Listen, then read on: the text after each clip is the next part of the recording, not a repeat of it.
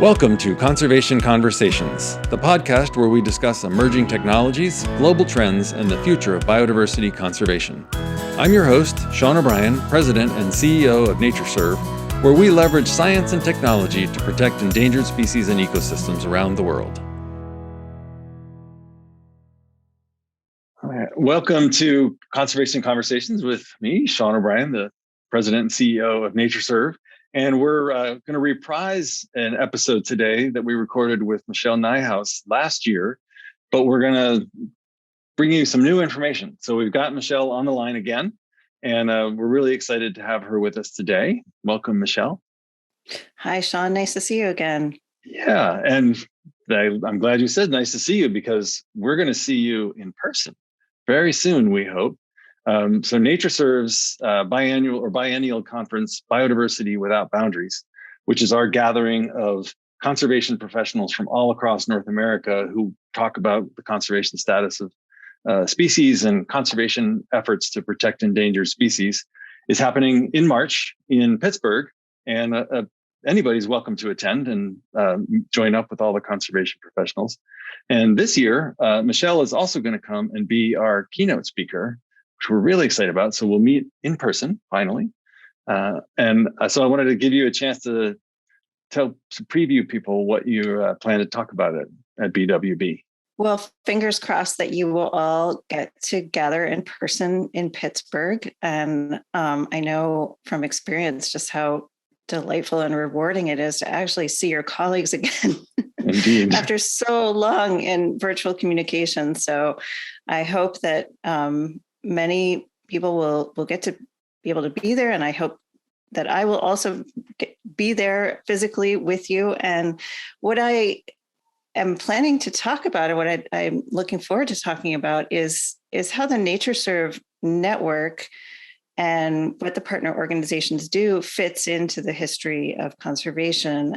And I think that as a practitioner of conservation on the ground, it's so easy to see what you don't know, the data you haven't collected, and how much remains to be known. But it's easy to forget just how far that the conservation movement has come in terms of understanding biodiversity, understanding how many individuals of different species are out there and what they need to survive. And, just from learning a bit about the history of conservation from my book, that is one of the lessons that I have taken with me, is that it wasn't so long ago that we had no idea what kinds of species lived in North America, and except in a very anecdotal way. And Aldo Leopold, who I'm sure, whose name those of you who are listening know very well, he was one of the first people to do a systematic survey of game and wildlife in North America. And similarly with endangered species around the world, it wasn't until the mid 20th century that we had a very good sense of, as the global scientific community had a good sense of what species were where and which ones were in trouble. Right. So we take that knowledge for granted. And I hope to talk about the progress that's been made, and of course the progress that still needs to be made, and then the potential of networks like NatureServe, and what an important place they have in the ecosystem of conservation. I think that's great. And so there's two things you said there that I want to reflect back on. One is you mentioned your book, Beloved Beasts, which is coming out in paperback on March 29th. So everyone should line up if they don't already have the hardback. Maybe they need a second copy for the other bedroom or something. Makes a good gift for your favorite birdwatcher, biodiversity fan. Absolutely. So we're excited that the paperback's coming out, so more people will be able to read your book. And the other thing you said that I think is really awesome, and it's easy to lose track of, because you're right. When you're in the field and you're considering the structure of an ecosystem, it's really easy to say, I don't know this and I don't know that. We don't know how these things are linked, and we're not sure about this. But what we do know now, compared to 50 years ago when NatureServe was founded, between all of the data that we've gathered and community and citizen science, and now with remote sensing and the genetic analysis and environmental DNA, all these things, we know so much more. Of course, there's still so much yet to learn, but it's important to have that sort of sort of optimistic, positive view on where we've come, because it's pretty easy to get sort of frustrated when you're out there thinking, oh, if we only knew more. But we do know a lot at this point. Yes, we do. And we've formed, I mean, I think I can also talk at great length about the problems in the conservation movement and the oversights, but one of the huge accomplishments is I think, in building networks like NatureServe that cross political boundaries, because as we all know, we're the only species that pays any attention to political boundaries. So we need those networks at every geographic level. And that's one of the great things. We call it biodiversity without boundaries, specifically for that reason, right? Right. The plants don't know and the animals don't know these boundaries that we impose that cause us to treat different species in different ways just because you've crossed a state line or a national line. The species don't know anything about that. And so, the boundaries, they don't exist. Yeah. Yeah. We really need those national and international networks in order to practice conservation effectively, in order to have conservation be as meaningful as we all want it to be. Right. Well, we know this is obviously near and dear to your heart and you're passionate about it. Took the time to write a book and been promoting the book, but it's also been out for a little while. So probably you've been working on some other things since then. What's catching your fancy now? Well, I have gotten a chance to talk a lot about the history of conservation this year, which has been it's been very rewarding. I'm glad that the history of conservation has proven to be as thought-provoking to other people as it is to me. When I read the book, I learned so much about it, and you had brought in all sorts of new things that I'd never heard of. So it's really very engaging and intriguing. But anyway, I'm glad. Yeah, no, I'm really glad to hear that. I'm especially happy to hear that from practitioners, because I know people know something about the history of conservation, but I hope that people find the book rewarding in the sense that it attempts to put some things together, put pieces together that we've perhaps all heard about. I've continued to write about the history of conservation. I wrote a piece for The Atlantic over the summer about John Muir and the Sierra Club's struggle with his complicated legacy. Indeed. And I continue to work as an editor at The Atlantic, which I edit a series called Planet, which many people who are listening may be interested in. That gives me a chance to keep up on what's going on with climate change research and climate change adaptation and mitigation around the world. But what I've been thinking about mostly for my next writing project are amphibians, which I have loved since I was a kid. And my project is in the it's in the primordial stage, I'll call it. But I think that if people are familiar with the amphibian conservation, they probably know about amphibian declines. What they might not know is that some amphibian species are adapting to chytrid fungus, and some are proving to be resistant to certain strains. And given that we are still living through our own pandemic, that I think that there is a lot to be said and learned about what amphibians have gone through and are still going through. And I like I said, I've loved amphibians since I was a kid, and I love them both for their literal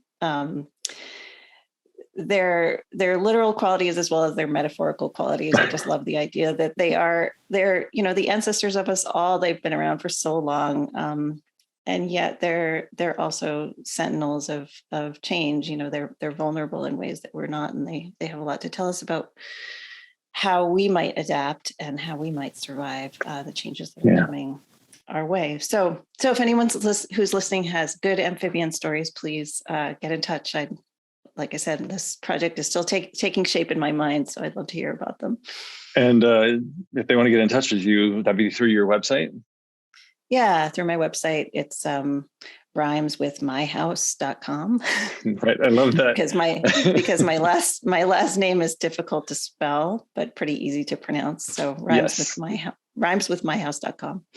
Excellent. So I look forward to reading that, because on the Van Humboldt tour, it's been really fun to see more and more amphibians. And as you said, seeing them as sentinels or bellwethers for things that may be coming and affecting other species, including humans, is both terrifying and encouraging, as you said, because there seem to be sort of some resistance to this fungus that has wiped out literally millions of amphibians across the planet.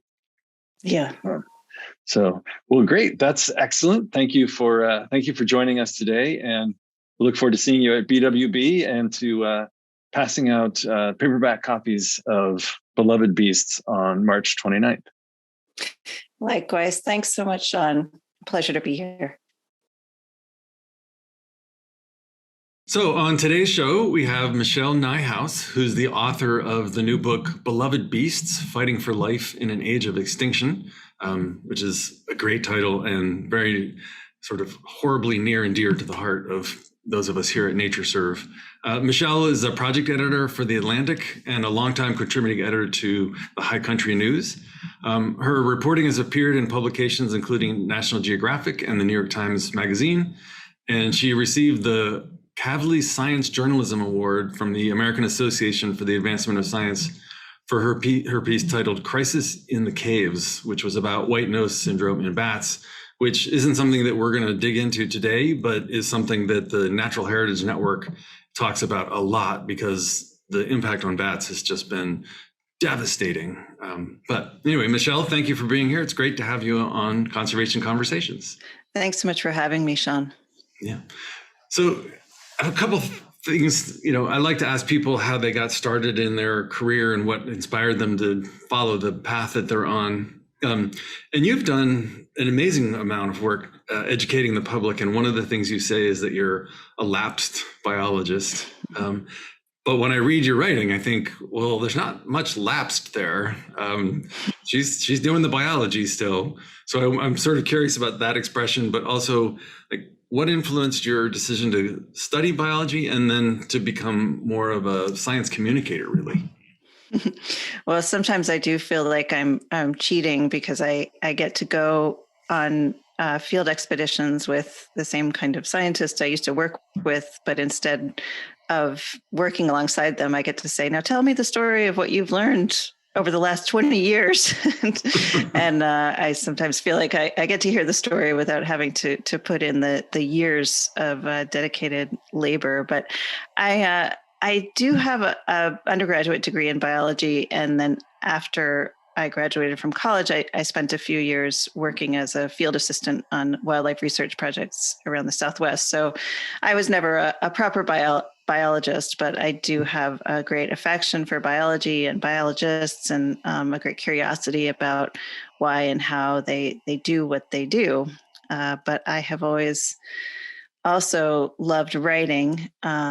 And when I graduated from college, I had the idea, which I thought was a kind of crazy idea, that I would combine the two. And at the time, there were not lots of well-known science journalism graduate programs like there are now. There were people writing about science, of course, as there have been for centuries, but there was no clear career path. But fortunately, I went to work at High Country News in Colorado, which covers public lands and resource issues around the American West. And they kindly trained me in journalism, and I was able to start writing about the issues I cared so much about. It's great. And it's so important. As you know, I talked to Andrea Wolf a couple of months ago about her book on von Humboldt. And so she does science education. And of course, von Humboldt in many ways was one of the earliest science writers as he attempted to pull everything together. So I'm so happy that you're out there doing that for us, because it is so important. And it's one of the biggest challenges. And one of the reasons that we have this podcast is to try and translate the work that we do and into something that's understandable for everybody so that we can have a greater impact.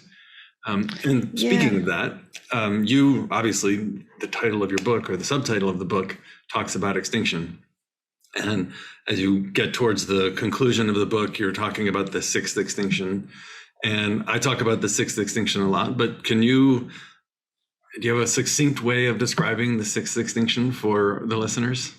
Well, I can give it a shot. It's the the idea that we have had 5 mass extinctions on the planet already, including the one that killed the dinosaurs. And many scientists believe, especially given the dramatic declines in numbers or abundance of certain species, not necessarily the number of extinctions we're seeing, but the declines in actual numbers of individuals.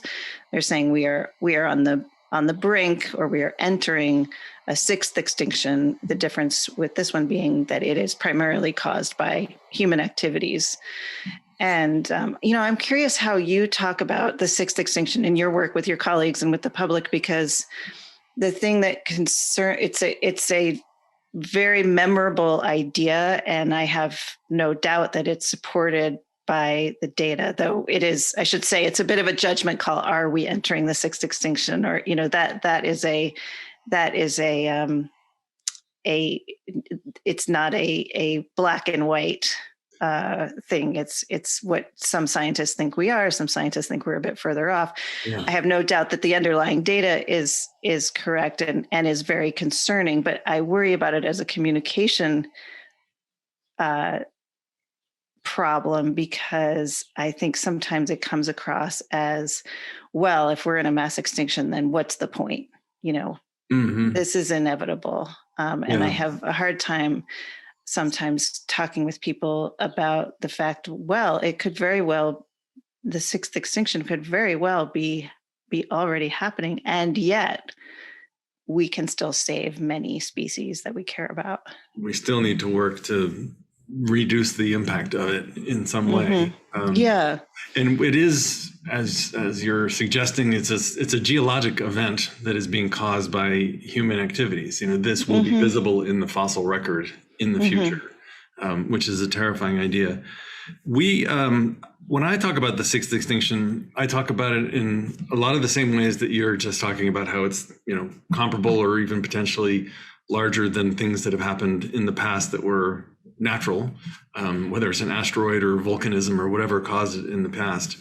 But that we have an obligation as the cause of this extinction to do something about it.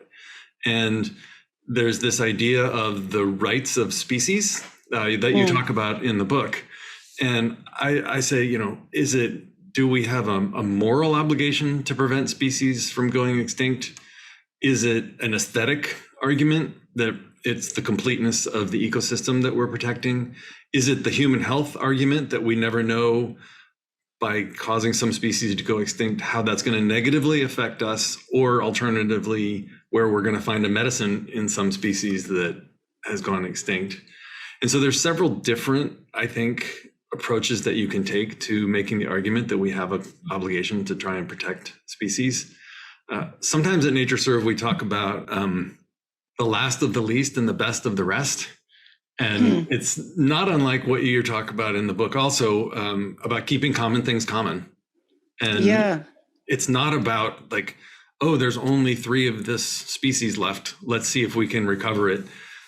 We've lost so much genetic diversity at that point, and we've lost so much of the work that those species do in the ecosystem at that point that, yes, you're saving them, but are you really saving them? And I think that's one of the things that's interesting about the Natural Heritage Network that we have, is that they absolutely work with species of greatest concern and endangered species, but they often are working with common species as well. And, as we know, many of those common species are managed because they're game species.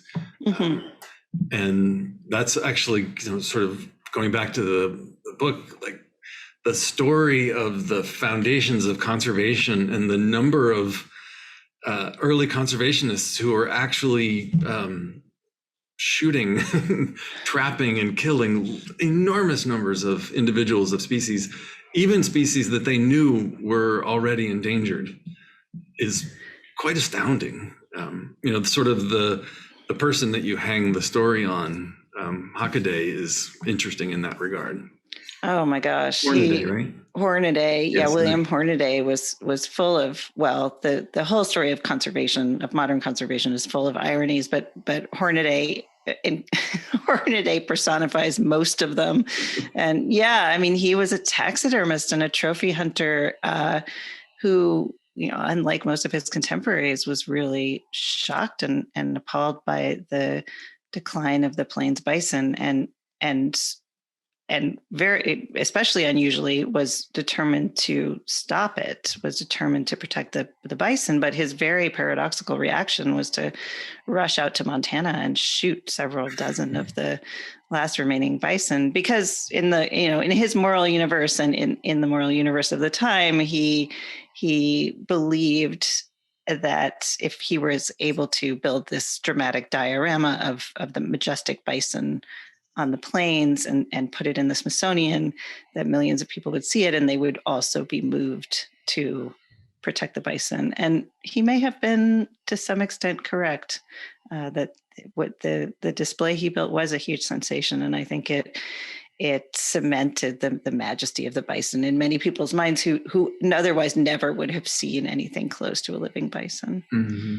It does seem that the display did actually have some effect, especially when you think about the people that he interacted with, who are, threaded throughout the story of the modern conservation movement. Yeah. And but it is shocking. Even later in the conservation movement, there are plenty of ornithologists who loved birds and loved them so much that they could not resist shooting many more than they should have. And I don't think we have evidence that any single ornithologist actually drove a species extinct, but some of them came dangerously close. Fortunately, we have all kinds of fancy lenses and optics that allow us to see species up close and satisfy that urge. But as I say in the book, the conservation is full of people who did the right things for the wrong reasons and the wrong things for the right reasons. Mm-hmm. And that you mentioned the moral universe of the time, and then right things for wrong reasons. And just briefly wanted to touch on this topic that's coming up a lot these days as we think about social justice, and that is the names of some of the species, both common names and the scientific names. The one that has actually came up relatively recently when I was on a birding trip was people were talking about the long-tailed duck, which used to be called old squaw. And, the name was changed because it was an offensive name. And there are plenty of other examples where inappropriate names are used, or people are referenced in the name of a species. One that there's no issue with this one right now, and I don't think there ever will be, but there's a species out there that's named after one of our former employees. Oh, you're kidding. Pines ground plum. And Milo Pine is a fantastic guy, and he described the species and all of this. And so, but there's plenty of other examples of things named after individuals where we worry about continuing to use that. And I just curious about because you've gone back and you've looked at people in their time and then tried to bring that story forward to today in a much more sort of modern way of looking at things, like with these conservancies in Africa. How do you think about this now, that issue? Yeah, the naming issue is very interesting to me because it actually, it may sound like a sort of performative thing, or window dressing. We're just changing things on the surface, but it actually goes quite deep into the power structures within science, because who gets to quote unquote discover a species, who gets to name it, is a long running argument, historical issue in science. And I should be clear, the discussions we're having now are mostly about changing the common names of species, so changing how people communicate about them every day. But there's also, issues with who gets to give a species a scientific name, and who gets to be honored with a species, with the scientific name of a species. And it does remind me very much of the public discussion we're having about monuments and who gets to have a physical monument to them. And there's a columnist for The Guardian who wrote a piece recently about how, well, we should just really move on from this idea of building statues to people, which was a provocation. I don't expect we're going to stop building statues to people, but he was really questioning the whole idea of like, why do we honor individuals in this way? Is it really a good idea of remembering even perfect people? And there are very few perfect people in the universe. So, you know, it's really, perhaps we should rethink how we are remembering people in general. Perhaps we shouldn't be naming entire species after a single individual and hoping that that later generations don't discover deep flaws in that individual that we didn't know about at the time or didn't recognize at the time. So I think it's a very worthwhile discussion, and again, it has a lot to do with power structures in science, and who's involved in science, who gets to participate in those power structures. Yeah, it's so great that we're having the conversation.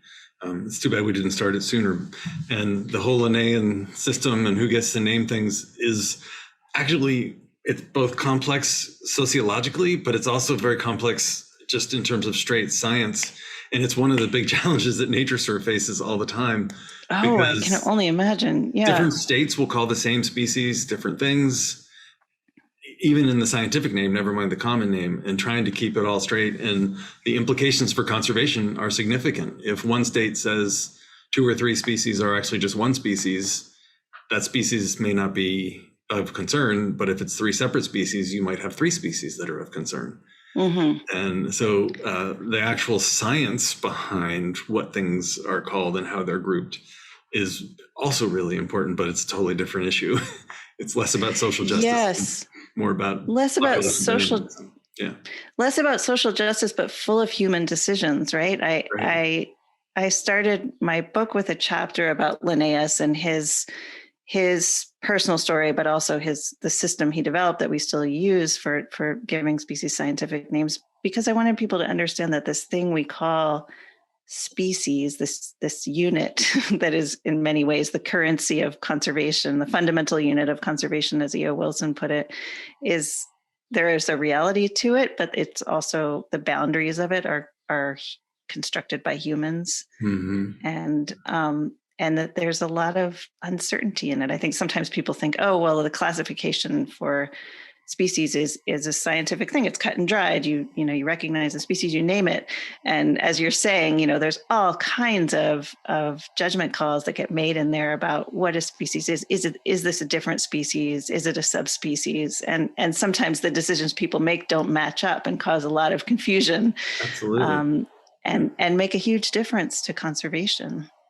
I really enjoyed the chapter on Linnaeus because you sort of learn about him in Biology 101, but you don't learn about him, right? You learn about this system, and actually humanizing him a little bit was, I thought really interesting.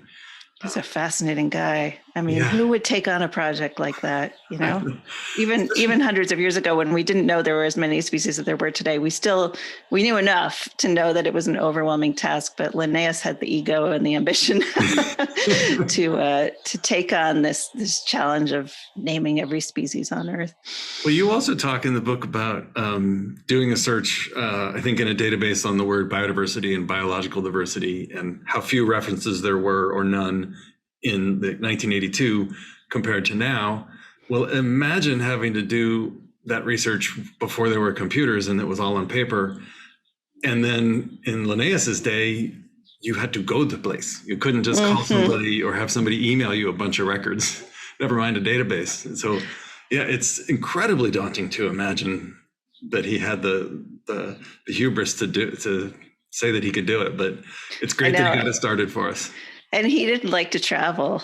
I mean, I love that, he was a Swedish biologist who he liked to be outside, but he traveled some in his youth, but he basically liked to stay at home. And so later in life, he sent out his adventurous students, to what we called the New World then, and they would bring back specimens, and then he would decide whether or not they were new species. That's amazing. Yeah.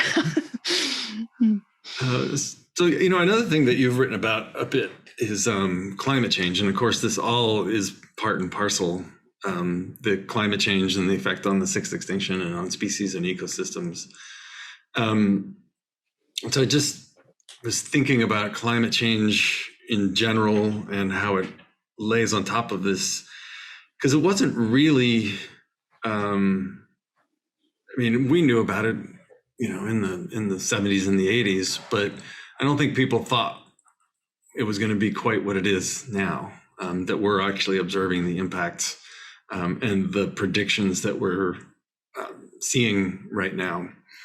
I just wonder what you think about as you look at the history of conservation, if you've thought at all about the history of like how climate change lays on that, and the dynamics of the science and the policy of climate change. Is that something you've dug into at all? Yeah, very much so. And I mean, I had a lot of motivations for writing this book, but one of my motivations was a sense that there's an enormous interest, as well there should be, among younger generations in climate activism. But conservation it doesn't get as much attention from youth activists as climate change. And I mean, there are very understandable reasons for that. But I hoped to show that conservation is still incredibly important and so intertwined with climate. And I hope to show that sometimes I think there's a sense among young climate activists that the two things are in conflict, that conservation, in fact, especially can sometimes conflict with social justice, which it certainly has in the past. But I think there are ways in which it can promote social justice. And so I hope to show that there are ways that we can overcome that history and also serve climate stabilization, serve social justice, and serve conservation. I was really heartened by the IPBES report that came out in early June, pointing out that conservation and climate stabilization do have to work together, and emphasizing that there are some climate solutions that don't work particularly well for conservation, and that we should be careful to avoid those. We should be careful to choose solutions that promote them both, and that they're out there. Mm-hmm. So I think it's possible to do both, but I think it's also possible to work at cross purposes. So I think it's very important for us to choose our path carefully. I couldn't agree more. So I wanted to ask you a sort of personal philosophical question, and that is, you have this great opportunity to sort of pick big projects to work on and to write about them, and you just described sort of some personal motivation for doing that. And I'm curious, sort of on the grand scheme, on the big arc, if you're putting the period on the last page of the last book that you'll ever write, which will be sometime long in the future,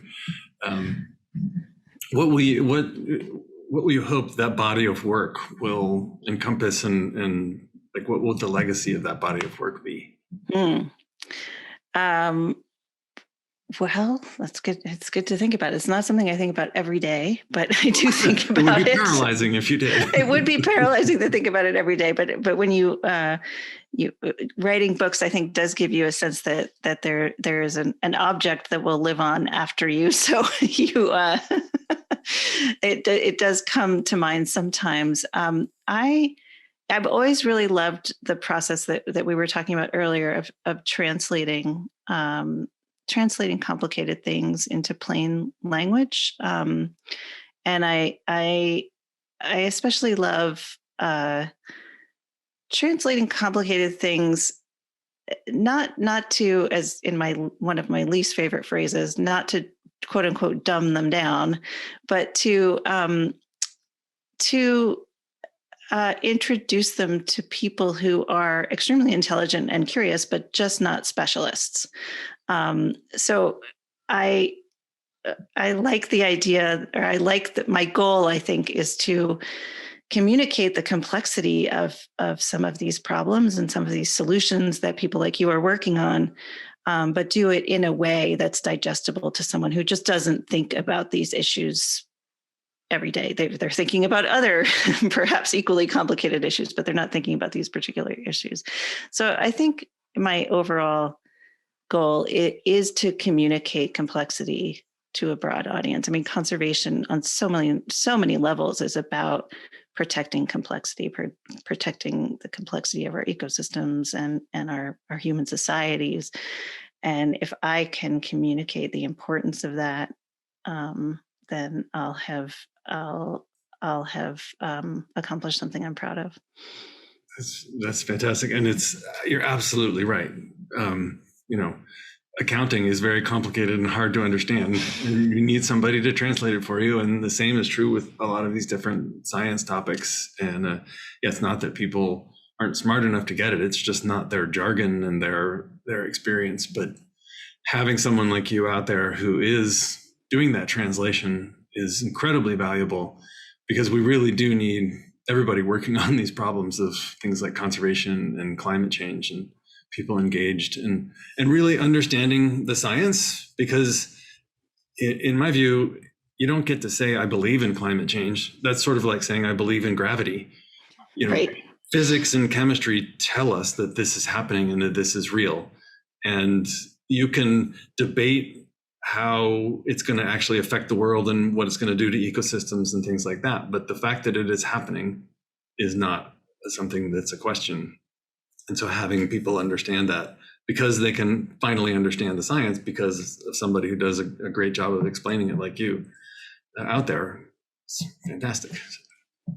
Thank you. Yeah. Thank you. And I think that what you're doing is you are helping tell a more complex story about conservation by emphasizing the protection of ecosystems and showing how species fit into those ecosystems. Because I think for too long, conservation organizations have leaned on their flagship species and said, okay, well, give your $25 to protect the panda. And, while professional conservationists know very well that it's about much more than that. But I think there's sometimes a fear of, we can't make it too complicated because we'll confuse people or alienate people, or people won't be as attached to, they won't be as attached to the hellbender as they are to the giant panda, and I love the hellbender, but I think, so part of the challenge is, unfortunately, though we might love to do so, we can't just open people's heads and pour information in. We have to think of ways that not only make sense, but that people will truly connect with on an emotional level. So I think part of my challenge as a writer and your challenge as a conservationist is finding the stories about ecosystems and about less, traditionally charismatic species that speak to people on some level, and help them not only understand the complexity, but really want to understand the complexity and want to protect that complexity. Yeah. I appreciate you saying that. And in the sort of shameless self-promotion category, the Van Humboldt tour that is underway right now. Yeah, Van Humboldt has really been in a lot of ways about ecosystems. Spent several days on the trip in longleaf pine ecosystems, and it was less about the pine trees or the red-coated woodpeckers. It was about this ecosystem and how it used to have this huge extent, and now it's reduced. And in Tennessee, we went to the cedar glades, which is this very specific habitat type. And yes, there are endangered species on it, but it's because of the habitat and the ecosystem. And the same was true in West Virginia, where we went to an area that was about the habitat types that were being protected and less about the individual species. And it really, you're right, it's really, really important, because in the complexity of how all of this fits together, and then protecting the ecosystem so that the species are in their natural habitat. It's one of the great things that NatureServe, with the vegetation classification system that we have that's incorporated into some federal rulemaking and things. It's a great thing that we have access to here for conservation use. Yeah, and it as you were talking about earlier, when we were talking about the sixth extinction, there are so many people's reasons for conservation are also complex. And I think, the information that you provide allows people to find those on their own. I mean, there's a long running debate in conservation biology about why do we protect species? Is it because they have intrinsic value, or is it because they have instrumental value? Or are we protecting nature for itself or for humans? And I always am confused and frustrated by that debate, because I think, well, both, right? It's an and question. And I mean, we're part, it's complex because we're part of what we're trying to protect. And so I think we can have many motivations. We can have, and we can have many motivations for protecting different species and different ecosystems, all of them quite valid, some of them self-interested, some of them not self-interested, and some more pressing than others. But there are many ways for us to relate to and be concerned about these different places, and it's fine if they vary. Yeah. And if we have loyalties to one over the other, that's part of the complexity of conservation. Multiple paths into it, whether you're Ducks Unlimited or Trout Unlimited, or you're with a more traditional conservation organization, if your interest is bird watching or anything. I think a lot of people who go out into nature to quote unquote hunt and fish are actually going out to meditate, and they just are afraid to say they're going out to meditate. So they bring a fishing pole with them. They may never actually cast a line, but I would not be surprised. And friends of mine who have grown up hunting have talked about how, it was really, I'm not a hunter myself, but I have known plenty of people who do it and have done it growing up. And it really was about family time, or time in the woods. And you read about Aldo Leopold, who was perhaps one of the most famous hunter conservationists, and his dad, who had no scientific background, who just happened to have a strong ethical belief that people should limit the number of ducks they shot in a day. Mm-hmm. Sometimes made a point of going out in the woods without his gun and taking his kids along, just to show them that wasn't really the point, right, of what they were doing. Yeah, that's wonderful. Well, on that note, I think we will wrap up today, although I think I could probably talk to you for the rest of the day, if you would tolerate me. Yeah, likewise. It's fun to chat about what you're doing on the ground. It's it does remind me of Aldo Leopold did a game survey early in his career that at a time when people didn't know what was out there. And so he did much what you're doing, traveling around the Midwest, talking to people, asking them what they were seeing. And it was one of the first real records that we had of what was at risk. So, and what it gave people an idea of what needed to be done to protect habitat, which people hadn't been thinking about until the 1930s. So you're carrying on a fine tradition. Well, with that compliment in mind, for me and for NatureServe and for our entire Natural Heritage Network, I want to thank you for that, and thank you for all that you do to get people inspired and to make a difference in the world. So thank you, Michelle Nijhuis, for all that you do and for being on Conservation Conversations. Thanks so much, Sean, and safe travels. Thanks. Best wishes to von Humboldt. Thank you.